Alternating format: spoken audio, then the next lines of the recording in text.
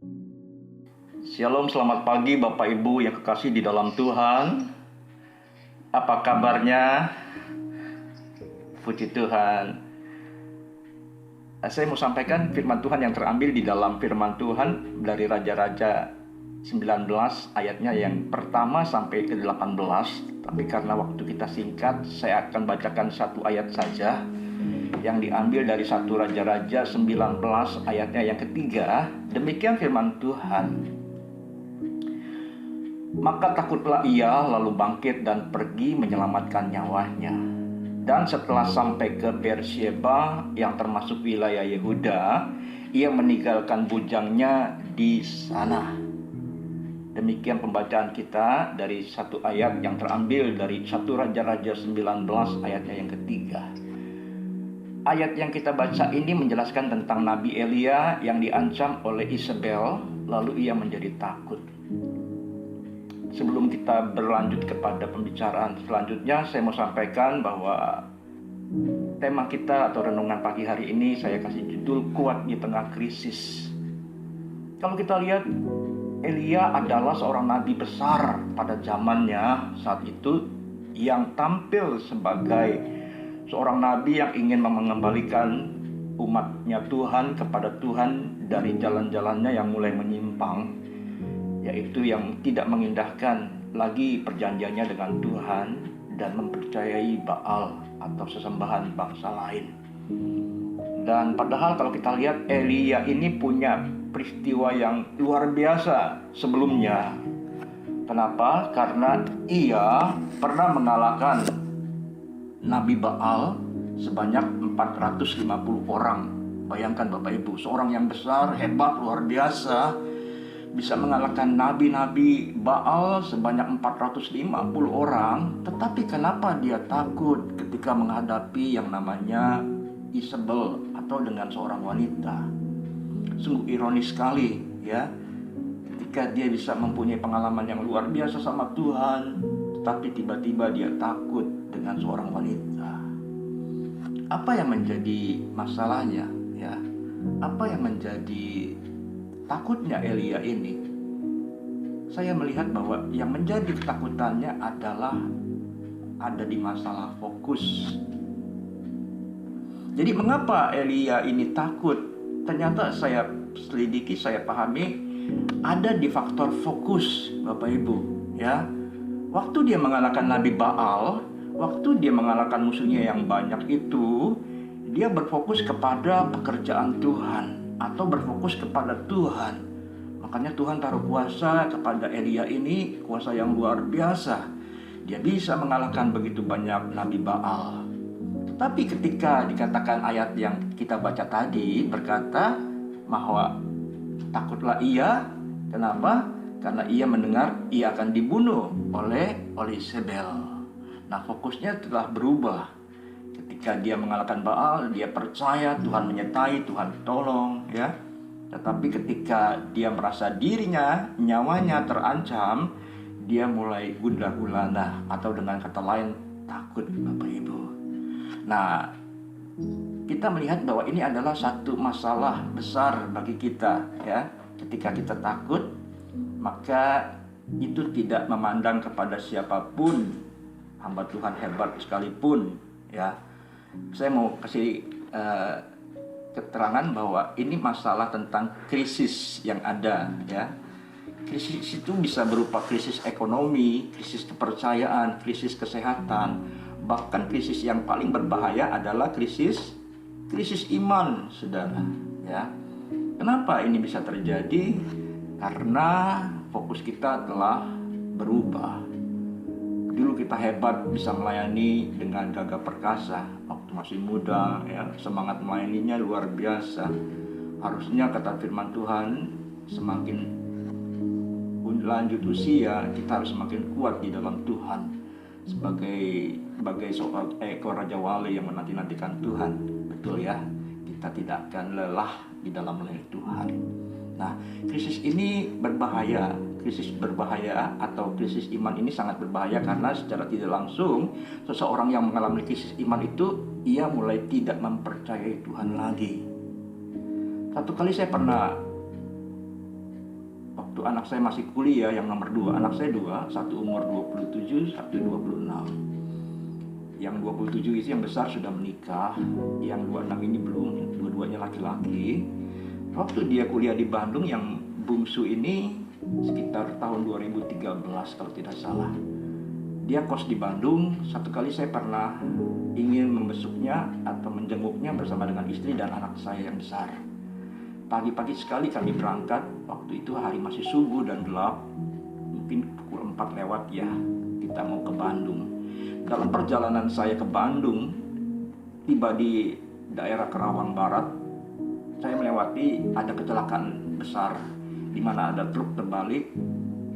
Kayaknya itu menyita waktu beberapa menit ya, macet sebentar. Sepertinya ada yang terluka dan meninggal kayaknya, karena dengar dari berita. Yang saya dengar juga saat itu, saya putar radio Sonora. Dan ketika saya lewati truk yang macet itu, saya langsung kebut, Bapak Ibu.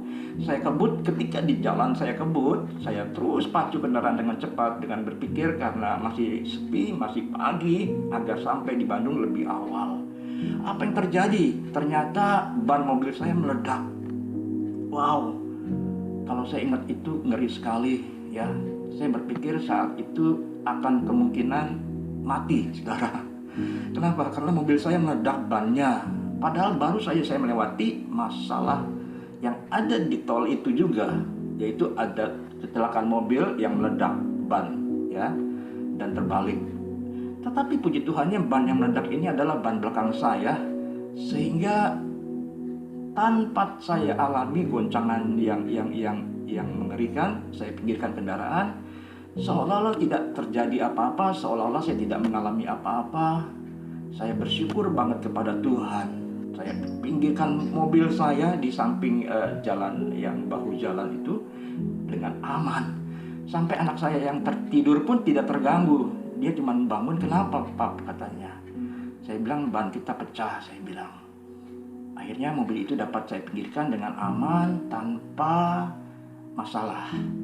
Saya keluar, bannya sudah habis, tinggal peleknya saja sebelah kanan belakang. Saya ingat sekali itu. Itu pasti mengeluarkan percikan api yang sangat amat mengerikan ya. Coba kalau ban yang meledaknya ban depan, saya pastikan saya bisa kecelakaan yang mengakibatkan keparahan sekali. Dan ketika itu saya ambil ban serep, saya buka, saya pasang, ternyata ban serep saya habis anginnya. Wow, di kegelapan malam ya, yang masih subuh maksud saya, ban serep yang kita akan pakai tidak ada anginnya. Saya kontak teman, saya dapat nomor yang saya punya, nomor jasa marga untuk direct yang resmi itu tidak terangkat. Saya kontak teman, minta nomor yang lain, tidak bisa. Akhirnya ada satu supir teman yang bisa kasih saya nomor itu. Saya kontak, singkat cerita datanglah direct dari jasa marga yang resmi. Dan ketika mereka sampai, saya minta tolong. Akhirnya mereka antar saya ke tempat satu tambal ban atau isi angin. Saya kembali, saya pasang itu ban ya. Singkat cerita saya berterima kasih sama petugas jasa marga. Mereka jalan, saya pasang. Ternyata baut yang 4 itu untuk saya pasang patah satu. Wow, tidak henti-hentinya. Ban meledak, ban serep kempes kurang angin atau tidak ada angin, pelek baut itu harus patah. Jadi dengan 3 skrup yang ada di pelek itu saya harus pakai. Perjuangan saya masih panjang Bapak Ibu, ke Bandung itu masih berapa puluh kilometer ya. Jadi baru sampai setengah kurang lah. Tetapi karena fokus saya harus berjumpa dengan anak, saya harus jalan, saya harus lalui walaupun dengan 3 skrup di mobil itu. Itu hal yang tidak bisa saya lupakan dalam kehidupan saya ya. Hal yang boleh dibilang fatal, bisa juga ya. Tetapi karena Tuhan, maka kalau belum waktunya dipanggil Tuhan, percayalah Bapak Ibu, kita belum bisa pulang ya. Tetapi ada orang yang karena takut, khawatir, dia mendahului Tuhan. Nah, kita kembali kepada krisis iman.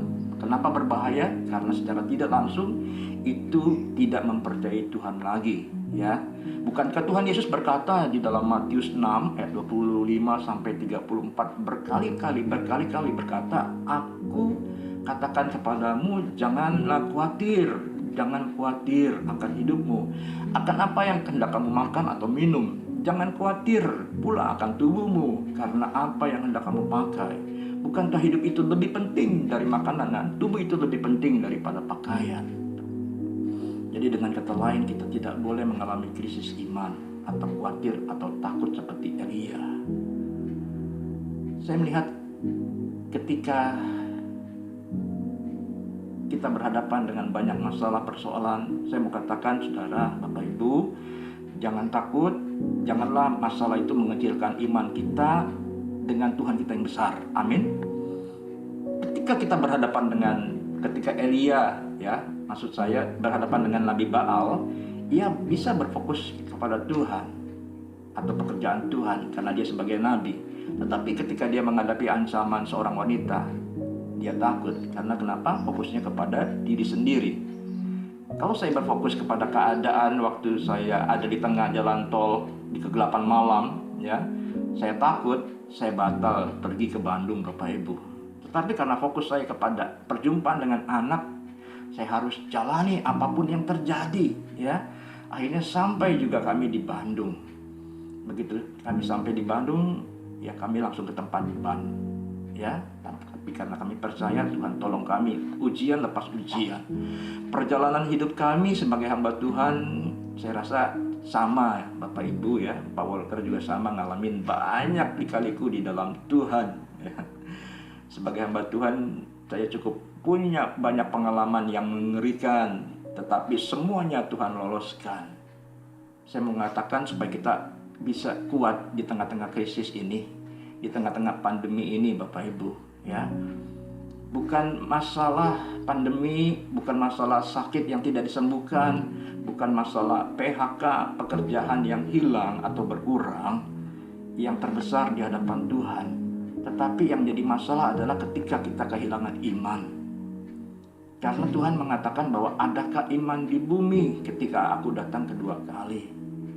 Sebentar lagi kita merayakan Natal, kita merayakan Tuhan Yesus yang bukan seperti bayi lagi, tetapi dia menjadi juru selamat dan hakim kepada setiap orang. Saya berdoa biar kita semakin kuat kepada Tuhan, iman kita semakin teguh dikatakan, ya. Saya mau katakan kalau kita berfokus kepada diri sendiri, kita akan rapuh, lemah, dan kalah. Tetapi menariknya Tuhan tidak membiarkan Elia berlarut-larut dengan kesedihannya, ya, dengan penghiburan atau dengan manis kata. Tuhan membiarkan dia untuk kembali, dikatakan demi menumbuhkan kembali semangat dan keberaniannya. Tuhan berkata kepada Elia, pergilah kembali ke jalanmu melalui padang gurun ke Damsyik. Artinya kembalilah fokus kepada Tuhan. Disitulah letak kekuatan dan keberanian seseorang, ya. Ketika kita berfokus kepada Tuhan, maka kita berani kemanapun kita melayani Tuhan, berani menghadapi apapun yang terjadi di dalam kehidupan kita. Mari kita periksa hidup kita hari-hari ini, apakah kita telah berfokus kepada diri sendiri atau kepada Tuhan, kepada keadaan pandemik atau kesulitan kehidupan kita atau kesusahan kita saat ini, Bapak Ibu. Saya katakan lagi-lagi, semakin kita melihat kepada diri sendiri, maka semakin kita merasa tidak berdaya. Rick Warren, seorang hamba Tuhan yang besar, pernah ngalamin kehilangan anaknya yang berusia 27 tahun. Anaknya itu bunuh diri, Bapak Ibu. Rick Warren penulis besar, ya, penulis buku yang the bestseller pada beberapa tahun yang lalu tentang Driver's Purpose Life, tentang tujuan hidup. Ketika dia ditanya tentang anaknya yang meninggal bunuh diri ini karena kelainan gangguan jiwa, dia bilang, saya boleh tetap kuat sampai hari ini karena satu hal, dia bilang, hidup saya punya tujuan. Hidup saya di bumi ini sementara, makanya diizinkan penderitaan, diizinkan masalah, supaya kita tidak nyaman di bumi, supaya kita sadar kita ini akan kembali kepada Tuhan. Rick Warren adalah hamba Tuhan yang suka memberkati Presiden Amerika pada saat-saat pelantikan. Salah satunya adalah Bill Clinton dan lain sebagainya. Dia punya buku bestseller banget. Karena apa? Karena memberikan setiap orang pemahaman tentang tujuan hidupnya di bumi. supaya kita harus berfokus kepada Tuhan dan tidak melihat lagi kelemahan diri sendiri serta kekuatan kita. Nah, bagaimana supaya kita bisa berfokus kepada Tuhan? Yang pertama, saya mau ajak kita belajar seperti Daud, ya, seperti yang Bapak Ibu lakukan setiap pagi. Wow, luar biasa. Saya melihat tidak ada banyak orang yang setia berdoa setiap pagi. Kalau saya boleh katakan, Bapak Ibu ini orang yang luar biasa, yang bisa menghampiri Tuhan seperti Daud, ya, punya keintiman Tuhan dan membangunnya setiap hari. Mazmur 119 ayatnya yang ke-164 berkata, 7 kali dalam sehari aku memuji-muji Engkau karena hukum-hukum-Mu yang adil. Bahkan Mazmur 5 dan ayat yang keempat berkata, Mazmur 5 ayat keempat berkata, Tuhan, pada waktu pagi Engkau mendengar seruanku, pada waktu pagi aku mengatur persembahan bagimu, dan aku menunggu-nunggu. Wow, ini hal yang luar biasa, ya. Jadi kalau kita mau berfokus kepada Tuhan, perbanyak keintiman dengan Tuhan setiap hari. Itu tidak ada cara yang lain, Bapak Ibu. Yang kedua, kita harus mengurangi asupan atau masukan dari media sosial, ya.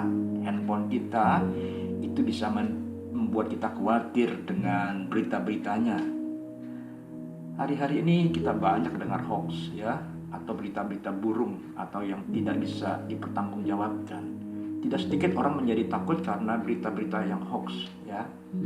Saya mau katakan supaya kita mengurangi asupan media sosial yang ada.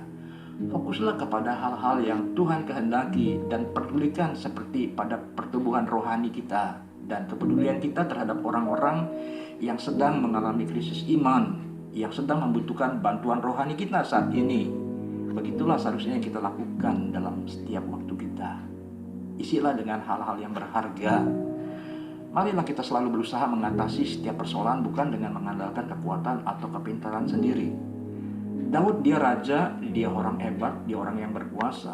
Selama dia menjadi raja, dia tidak pernah kalah. Bayangkan berapa puluh tahun Daud berkuasa. Kalau tidak salah itu 23 tahun, ya. Tetapi tidak ada satupun negara atau kerajaan yang tidak dapat ditaklukannya. Wow, apa yang menjadi kunci hebatnya Daud? Karena dia punya kerinduan yang dalam sama Tuhan. Artinya apa? Artinya ketika kita punya kerinduan yang dalam sama Tuhan, tidak ada masalah yang tidak dapat diselesaikan. Amin. Tidak ada persoalan yang tidak ada jawaban. Tidak ada pergumulan, kesulitan yang tidak Tuhan bukakan jalannya. Saya mau katakan, mari tetap beri waktu lebih lagi bagi Tuhan. Bukan sekedar kita bisa melayani seperti Elia, tetapi ketemukan sumber kekuatannya. Jadi ketika kita ketemu sumber kekuatan itu seperti Daud, dia tidak pernah takut ketemu Goliat yang 3 meter katanya. Dia nggak pernah takut, ya. Walaupun itu Daud tidak seberapa tingginya. Tetapi kenapa dia percaya? Dia tahu sumbernya, Bapak Ibu. Dia pernah mengalahkan beruang, dia pernah mengalahkan singa, dia pernah mengalami binatang buas. Makanya pengalaman kita sama Tuhan itu penting. Bukan sekedar melayani, tetapi berjumpa dengan sumbernya. Beberapa waktu juga ada buku yang bagus, yaitu Memburu Tuhan. Bukunya Tommy Tini, itu Pak Walker, ya. Dan itu luar biasa. Mari kita rindukan Tuhan setiap hari, setiap waktu, bagaikan nafas kehidupan kita. Ini yang Daud lakukan. Yang ketiga yang saya mau sampaikan, yang terakhir, perkuatlah kepercayaan kita kepada Tuhan.